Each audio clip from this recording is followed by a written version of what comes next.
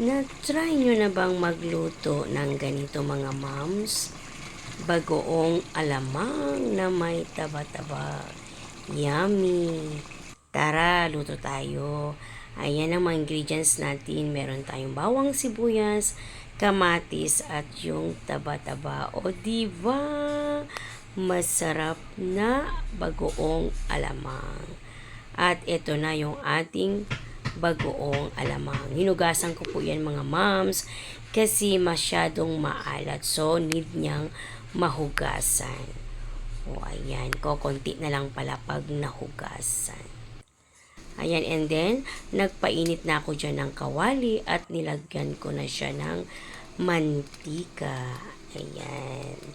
Konting mantika lang ang ilalagay ko kasi magmamantika na mamaya yung taba-taba. And then, ibigisa natin yan ng sibuyas at sinunod ko rin agad ang bawang.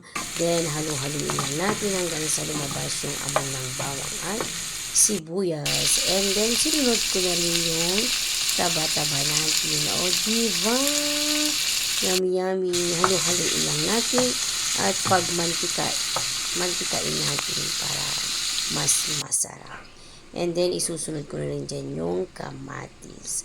Halo-haluin lang natin hanggat ito'y maluto. Pag ganyan na yung kamatis natin, ilagay na rin natin yung alamang bagoong.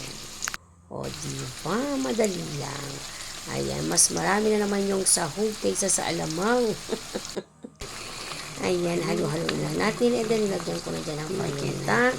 And then, konting betchin. Then, lalagyan ko yan ng ketchup. Mga 2 kutsarang ketchup ang ilagay ko dyan. At lalagyan ko rin ng 2 kutsarang sugar para mag-balance lang sa alat at tamis. O, diba? And then, last na is yung lalagyan natin ng zili. Yummy alamang bagoong.